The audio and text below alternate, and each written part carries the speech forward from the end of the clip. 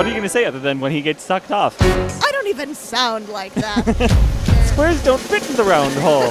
Amazing Technicolor Shit Show.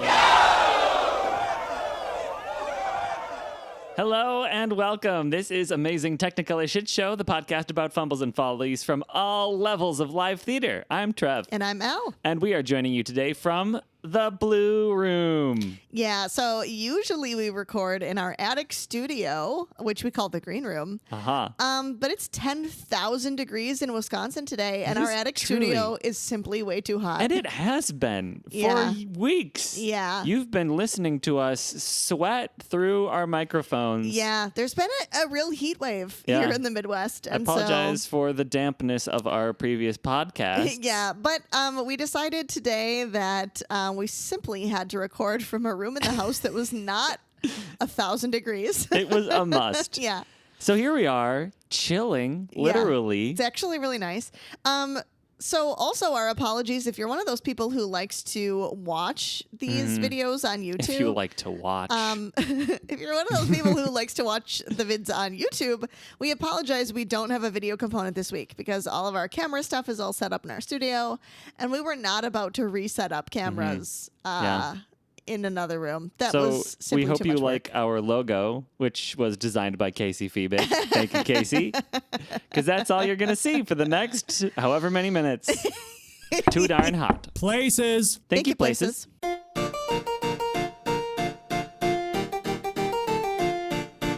Well, Wisconsin is currently a hellscape, and I think I said earlier that it was hotter than Satan's crotch. So we're going to do a little topic that's sort of hell-related. Oh, my Just God. in honor of the heat wave that's happening. So, yeah, a nice little hell-related concept that extends into the realm of theater. It's hot. It's terrifying. It's called a Hellmouth. A Hellmouth? Yep. Okay, I have a guess. Is it a fantastic beast from the Wizarding World? No, but you're kind of close. Okay. I'm picturing this like, I don't know, it looks like an oxen on the back half and just a giant pitcher plant on the front half. Okay, yeah, this is all like really on par. Like this is all really Okay, I'm even more confused than thematically before. correct. Please keep going. All right, so what's the worst thing that can happen to a person who lives in an ancient civilization? You got any guesses? Curses? No, Witches? like things that ancient people probably saw happen to Oh. other people. Murders. Far more often than people killing people. Oh, right. Beasts killing people. Exactly. Wow, Yeah. I kind of forgot that. Yeah. Here we are, coddled in our air conditioning, Yep. protected from the elements. Yeah. I wasn't even thinking about the beasts of the woods. The beasts of yesteryear. Yes, yeah, the boars. Yep. So getting consumed. The mastodons. Yeah, getting consumed by a big scary animal like a lion, a crocodile, a pack of wolves, a bear. Yeah, Right. bad So- stuff. Yeah, scary. So no matter where the ancient culture lived on Earth, there would always be some creature that was really big and scary that the ancient people would have probably been pretty traumatized if they ever had seen a person be devoured by one of these creatures, right? So if you were part of one of these cultures that believed in some kind of hell, it would probably look like the worst thing you can possibly think of, which is Oh. getting eaten by a big scary creature. Yeah, right? like a giant wolf attack. Right. Yeah, right. Many ancient cultures imagined the underworld as a place where human souls were devoured. Yes. Although the details differed throughout the world, the image of being devoured by monstrous beasts or entering the mouth of a creature, this imagery was really widespread. Okay. So in ancient Egypt, the most famous example is Amit, I think is how you would probably pronounce it. This is the devourer of the dead. This is an Egyptian god. During the weighing of the heart, souls judged unworthy were eaten by Amit. She had the head of a crocodile, the body of a lion, and the hindquarters of a hippopotamus. Wow. AKA all of the scariest shit that there was in Egypt that could get you. Unrealistic beauty standards right there. I think I'm an Amit fan. Yeah, right? In ancient Mesopotamia, the underworld was often described as a ravenous realm that swallowed all of humanity. Demons and monsters associated with the underworld were frequently depicted as consuming or dragging away the dead. In ancient Greece, while Hades ruled the underworld, monstrous devourers guarded it or inhabited it. Cerberus prevented escape, but the sea monsters symbolized death's all-consuming power. Okay, this is kind of awesome. I love the turn that this podcast has taken from theatrical mishaps to the devouring of souls. Oh, yeah, it'll wrap back around to theater I'm eventually. sure it will. I have trust. I have faith in you. I just like the route we're taking to get there. Right. So ancient Greek art sometimes represented the entrance to the underworld as a monstrous maw. Norse mythology, there's a Norse myth about the end of days that features the wolf Fenrir devouring the god Odin. So it's not exactly the same. It's not the underworld, but this is the Norse myth about the end of days. It's like a very devouring heavy myth. People were all about eating people. Yes. Mesopotamia, we've got Maya and Aztec imagery depicting the underworld as a monstrous creature with an open mouth swallowing humans. South Asia, we got Hindu and Buddhist traditions depicting hell sort of more as like a punishment rather than consumption, but a lot of their hells feature sinners being torn apart or eaten repeatedly by animals or serpents or other demonic beings. Wow. Before being restored and then enduring the cycle over again.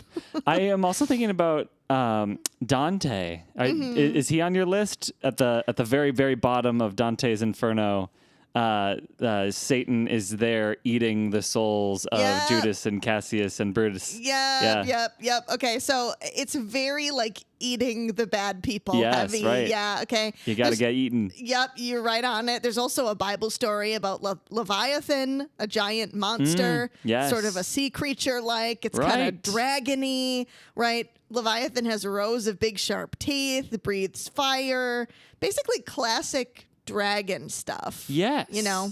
Totally. Dragons are all over old mythology. I think dragons are so interesting because every culture has a dragon. They look different. Oh, yeah. There are Chinese dragons, there are European dragons, there are American dragons. Yep, everybody's got dragons. Yes, exactly. This is one of those things where being consumed by a big scary monster, it's just like the dragon. It's like the worst possible thing you can imagine. Yeah. All right, I'm with you. So anyway, all of these traditions influenced medieval Christian imagery. By the Middle Ages, European artists often depicted hell as a scary-ass mouth, the gaping jaws of a monstrous beast swallowing up the sinners. Okay. So we see Hellmouth imagery in medieval manuscripts, church books, sculptures, stained glass art, carvings, especially all over England. The idea of a Hellmouth is like everywhere in medieval arts. The Sarlacc pit. Yeah. Okay. I see it. And in some paintings, there was one particularly funny one. Hell is actually portrayed as a giant kitchen where people are being skinned and cooked up in a big pot and then fed to the devil. Very domestic. Right? Maybe domestic life is hell. Right? I was like, okay, so we're starting to get like different images of people saying like, oh, you know, the worst thing I could think of is, you know, I spend all day like cutting up carrots and putting them in a stew because I'm a chef in this, you know, scullery, and you know, I bet hell is probably that I'm the one in the stew. You know, like people just the imagery just kind of evolves a little bit as people's culture shifts a little bit. Yeah. But you know, people aren't that creative, turns out. Turns out we keep telling these same exact stories over and over. Like people are really not that clever. Why doesn't anybody write original stories? I say again. So, Gosh. A big monster mouth eating people would have been immediately recognizable to medieval audiences. Enter the playwrights. That's the entrance of the playwrights. Yes, good one. Thank you. So there's nothing that scares people in the medieval times as much as the concept of a big, scary hellmouth. So obviously, we're going to build a real-life one to use on stage for our mystery plays. A big mouth. A big mouth. Yes, the Hellmouth would become a striking and memorable stage device for medieval European theater. Oh my. It's a gigantic mechanical mouth. Why not? So for mystery plays, for this is Church-related plays. Yeah. This is the in-between times when there wasn't a lot of professional theater happening. Correct, Okay. yes. So first, that Hellmouth contraption is going to appear in church mystery plays in the 14th through 16th centuries.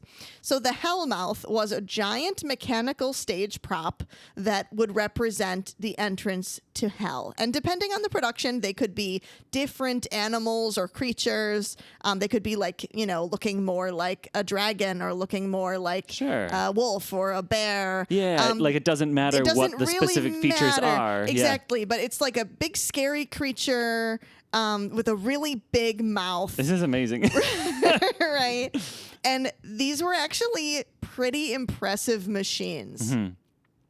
During the 1437 Passion Play in Metz, France, they featured an automaton Hellmouth capable of opening its jaws independently while swallowing and expelling actors. Oh my gosh. Yeah. I should also mention that Wait, sorry. I have to go back to expelling? Yeah, so expelling? like actors could like pop out of it, like come, flailing out of it as like demons and devils. It's like Kirby, swallowing and spitting out. Precisely. Not like Yoshi swallowing and pooping out as a small egg. Yes. Thank you for making that accessible to all of the modern audiences. We're not videoing this episode, so we have to really go hard on the visual aesthetic of the imagery of what we're talking about. Got to really paint that mind picture. Paint that picture in your mind palace. I should also mention that this particular production in France was part of a super intense several-day theatrical event in which multiple actors were actually put into some serious danger. Sure. One priest playing the role of Jesus was left on the cross so long that he lost consciousness, but was eventually brought down and revived. Oh my gosh. A similar thing happened to the actor playing Judas. So this was a very dangerous production to be in for starters. But also they had this crazy mechanical jaw. As if that weren't bad enough. Right? We've also got a Hellmouth. Yeah. This particular production was really trying to go balls to the wall. Yeah. And this is obviously in the days before Theater OSHA. No. This was pre-OSHA. This was when OSHA was with packs of wild animals that would eat you whole. Yeah, right. Another production, the 1493 Corpus Christi play in Toledo, Spain, featured fireworks to make the Hellmouth breathe fire. They had Cool. fire and pyrotechnics and smoke coming out of this Hellmouth. Oh, neat. Right? So depending on the production, the Hellmouth might have had glowing eyes, loud noises like chains, anvils, and drums accompanying its presence, and actors appearing from inside the mouth and coming out onto the stage, or getting sucked into the mouth if they were getting, sucked into the depths of hell, right? Oh my gosh. And this is like every classic Disney animated feature. The villain will fall into like the pit of hell. Yeah. And this is like how you do that on stage. Exactly. Totally it's like how you do it on the stage. souls are swirling around. Yep. He's falling and falling and falling forever. Ah! You get sucked into a hellmouth. You get sucked, and then you just get sucked into a hellmouth. Yeah, exactly. You just get sucked into one. Yeah. So also I have to mention, in some cases, these productions would even incorporate foul odors to really drive home how much hell sucks. The belch. The belch from below. Yep. And so like people would actually pay less money if they were sitting like near like too close to the Hellmouth because like it smelled really bad over there. You're in the sulfur zone. Yeah. That's funny. Would you pay less money to go and sit in the sulfur zone? Probably. Do you think that people would pay less money to listen to our podcast if it came with smell-o-vision? Oh my gosh. People are already not paying any money to listen to this right. Damn it. podcast. So, moving forward in time a little bit, Christopher Marlowe's Dr. Faustus also used a hellmouth in its last scene. Cool. When Faustus gets sucked away. When he gets sucked... What are you going to say other than when he gets sucked off? Yeah. So these were some really immersive theater techniques, right? Taking place back in the 14, 15, and 1500s. And so I can imagine they were probably really terrifying for these audiences to audiences to see. Yeah, I mean, if you haven't seen this before, that's a really cool, honestly, picturing this on stage now, that rocks. It's like the kind of stuff that we use today. And actually, I was going to mention, it's interesting that this same kind of idea is pretty prominent in a lot of modern theater. It's Show Week for the kids' production of Aladdin that I'm working on, and these Hellmouths are very much giving like Cave of Wonders vibes. You know what I mean? Like it's kind of giving Cave of Wonders. Oh my gosh, especially in the cartoon, the big like gaping maw. Yeah, exactly. You know, down into the pit in the cave. It's the Hellmouth. Yeah, totally. It's a big lion. Oh, you know, neat. Also, like, kind of giving Audrey 2 vibes. I've been thinking about Audrey like 2 this whole time. Of course you have. I think it's sober time. Yeah, it's a big, scary mouth. Okay, if you're living under a rock and you don't know Little Shop of Horrors, the whole musical centers around a man-eating plant that is in itself 100% a Hellmouth. Yeah, it's just a big puppet. Yeah. That people get eaten by. Yeah, the whole villain is a Hellmouth. Yeah. So yeah. So cool. That's a really fun context for that classic show. Because like if you're not thinking about it, you're just like, all right, cool. That's what the puppet looks like. It's impressive and everything. But to add in the layer of history behind that. It's actually steeped in like very, very rich theatrical history, which comes from super ancient civilization history, which comes from primitive people trying to make sense of the their same world. Damn stories every time. Yeah, someone really needs to invent something new for the love of God. What about a hell foot or a hell eye? Oh, there is a hell eye. It's the Sauron, right? You're right. Oh my Yeah. gosh. Sauron is the Hellmouth. It just doesn't eat things. It's not really a mouth, though. But Yeah, Mount Doom is the Hellmouth. yeah, there you go. This has been a nerdy episode. Yeah. That's what happens when you bring up hell so much. Well, from your side, it's been nerdy. From my side, it's been, a different kind of nerdy. I'm a history nerd. That's true. You're a more fantasy-style nerd. Uh-huh. Fantastic mouths and where to eat with them. Ew. I don't know, but Take them out for dinner. I'm kind of sicked out by all of this. Can we name this episode Take Me Out to Dinner First? Ew, it's giving maw. I hate it. It's giving maw.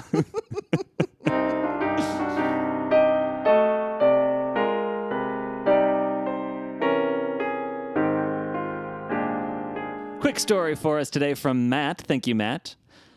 I was working on a show with some young people recently, and we were discussing Shakespeare backstage. One of them said the forbidden word, the name of the Scottish play. We like to call it McBitty over here. McBitty. So if you've been a regular listener, you know what we're talking about. Stylized like McDonald's, right? Yeah. McBitty. I jumped up and told her to do the ritual, but she had never heard of it, so I explained it to her, and we went outside, and I guided her through it. Disaster averted. The very next day, we were all joking around, and she and her peers were chiding me for being old. And I said, well, you didn't even know about the Macbeth ritual. Well, we all immediately went bug-eyed. Oh, he did and I it. sulked outside, cursing myself the whole way for letting it slip. Oh, no. You should always be on your guard. Oh, you should. You don't want those. You don't want those theater ghosts to come get you. Can't you do don't it. want the ghosts of all the Scottish witches from yesteryear Yes. to say, "I don't even sound like that." That's not even the words that I use when I'm doing an incantation. Our first episode, was it our first? Yes, our first episode episode. ever. Was about the Scottish play and the Macbeth curse. Yes. And we talked about a couple different explanations for why the curse of the name exists, like the purported reasons as to why why it is bad luck to say that word inside of a theater. Yeah. You brought up the witches, that there's actual witchcraft in the show. Yep. And you also mentioned that it could signify financial failure because the theater is resorting to doing like the show. hits. If Yeah. they're doing Macbeth, it means that they want to fill butts and seats because they're going under. Yeah. I found a new one. Oh my gosh. A superstition that comes from actors being afraid that they'll lose their jobs. Oh. Because if anybody mentions the Scottish play, the theater managers might get the good idea to do it. And a bigger show means bigger money, bigger budgets. They'll bring in better actors. And all of the resident actors will be out of a job. Oh, so if they do Mick Biddy, they're going to like bring in the heavy hitters. Oh, and all you amateurs won't get to be in it. This sounds like a very classic theater person concern. Yeah, right. Like, but I want my moment in the spotlight. 5 minutes. Thank you, Five.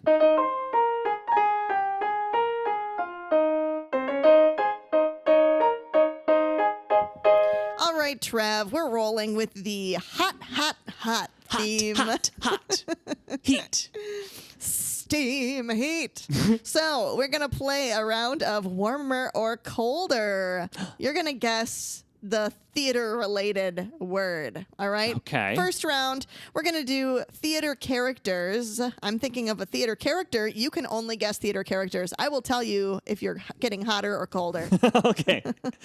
Okay. I can only guess theater characters. Yep. Audrey 2. Sort of warm. Sort of warm. I'm going to go for more baddies. Let's do Jafar. A little warmer, yeah. Warmer, okay. Another human baddie, maybe. Bill Sykes. Colder. Okay. We like the magic vibe, I feel like, is working. The Phantom of the Opera. Eric. I just think it's funny that his name is Eric. Warm. Same level warm as Jafar. All right. We're on a roll. Macavity. I think a little colder. Okay. Colder. Wow, I'm really feeling the magic vibe. Is that right? Correct. Okay. Yes. There's definitely like supernatural elements in this situation. Ursula. You're warmer now, yeah. Real this is warm. a little warmer. Okay. Is it Disney? Am I just in a weird It's Disney not rut? Disney. Okay. You're just in a Disney rut. I got to get out of the Disney rut. This particular production, not Disney, but you're warmer with Ursula though. Okay. The witch from Into the Woods. You're getting colder. Yeah. now. Okay. I wasn't feeling it. I wasn't even feeling it.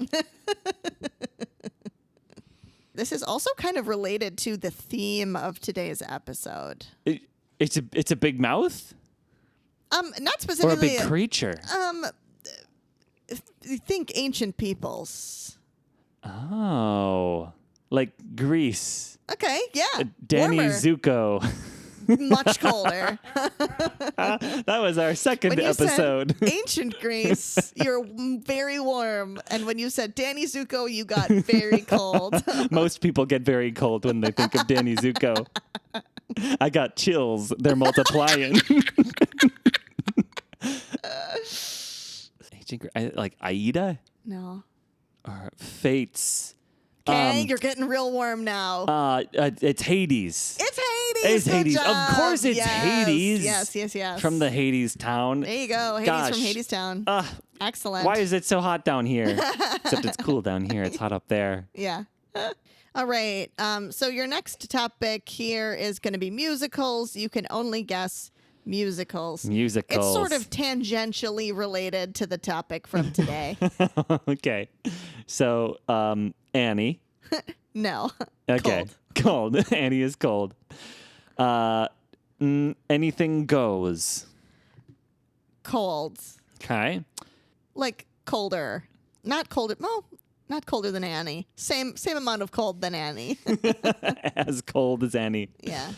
As cold as Annie. Okay, so big jump. We'll do Mamma Mia. Yeah, about the same. Wow. Turns out it's really hard to do like Yeah, warmer is it and colder. slightly? Yeah. Which What's is it the more let's like? see. I think you're closer with Mamma Mia But than you are with Annie. all of them are cold. But yeah, you're definitely closer with Mamma Mia. It's a little bit warmer, but it's still tepid at Cool. best. Okay, so something nice and funky. I think School of Rock. No, you're Okay, a I mean little Mamma Mia colder. was funky. Maybe more like Rent. You're warmer in some regards. Okay, yeah. I'll try another poppy one, like American Idiot. No, you're getting a little further from it. Okay. Well, we've got maybe like Avenue Q. You're a little warmer there. Yep, Okay, so yep. we're looking at like maybe an ensemble vibe. You're definitely What about Company? colder with Company than Avenue Q. Okay, maybe it's Funny, like Spamalot. You're much warmer, yes. Much warmer with Yep. Spamalot? Mhm, much warmer with Spamalot. Okay. Let's try, or just to test it, what about Camelot? Camelot is much colder than Spamalot. Yes. Okay. Cool. Just testing the waters Yep. there. Just dipping a toe into the tepid waters. Yep. Then it's got to be, what's it called? The one about Shakespeare. Oh, something rotten? Something. Yes. Is it something rotten? No, it's not something rotten. Okay. Is that You were closer with Spamalot. really Yeah. okay? Mm-hmm.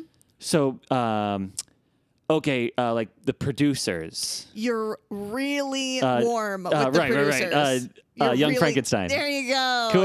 Yep, there Yes, you the go. specific Nice. kind of comedy. Yep, it's that specific kind. There you go. Neat. Very nice. And again, Young Frankenstein, like sort of thematically related. There's a mouth. monster.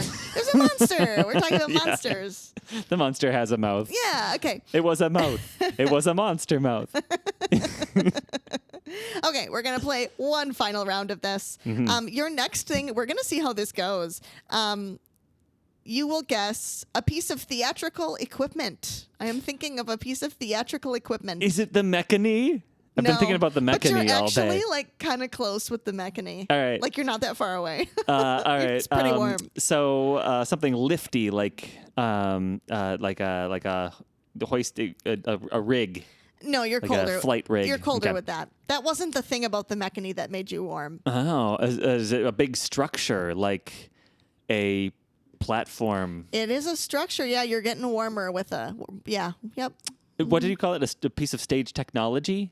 A theater equipment. Oh, show me revolve. Ding, ding, ding, ding, ding. You are burning hot with Revolve. Dang. Like a trapdoor? Nope. Nope. That's getting further. Oh. You're so close with Revolve. Wait, what? Does it It's not just a Revolve. It's a. revolution? It's a electric revolve, a pneumatic revolve. Nope. You're getting further. It's a winch. You're getting colder by making it fancier. You're getting colder. Oh, a turntable. A lazy Susan. What's the theater version of a Lazy Susan? I thought it was a revolve. It is, but what's the specific name for that? A circle-de-dob. It's not a circle. It's a It's round. A No. roundabout. No. It's not a circle. It's a square. It's not a circle. It's a... You're closer with square. It's closer with square? was warmer. Squares don't fit in the round hole. Squares don't fit in the round maw. But you're closer with that though. What's a revolve that's not a circle? What? This is such a riddle. A revolve that's not a circle You is know it. a square that It's- goes in a square. It's not a square, but you're closer with square. Is it a periactoid? It's a periactoid. Ah! Oh my gosh, it's a periactoid. Yeah, I mean, periactoid. A periactode? What's the singular? I forget. Oh Periactose. gosh. Oh, periactose. We'll do a whole episode about periactoid. I don't think we have. Actually. Yeah, we have. Oh, it was in your Yes. interesting words episode. Yes, I had an episode. It's one of our earlier episodes. I think it's within the first 20 for sure. If you forgot, a periactoid is a three-sided triangular, set piece. And it rotates. So it is like a revolve. It rotates around so that you can have 3 different scene options that you can easily flip from one to the next. One for heaven, one for hell, and one for the great maw between the two. Purgatory. Purgatory The mouth. purgatory maw. This has been Amazing Technicolor Shit Show. We hope you've enjoyed your time here down in the Blue Room. Thank you so much for listening. Send us your stories at amazingtechnikolershow@gmail.com or use the form on our website at amazingtechnikolershow.com. If you like the show, go ahead and leave us a review and a good rating on all the podcast apps that you've ever heard of, and tell your friends about us. If you didn't like the show, tell your enemies, and they're going straight in the maw, son. Yeah. Piano accompaniment was provided by Paul Thelen, and the stage manager is Daniel Schneider. Thanks again so much for listening. We love you all and wish you the very best. And whatever it is you're up to, be it on stage, off stage, or in your life, break a leg. Amazing Technicolor shit show.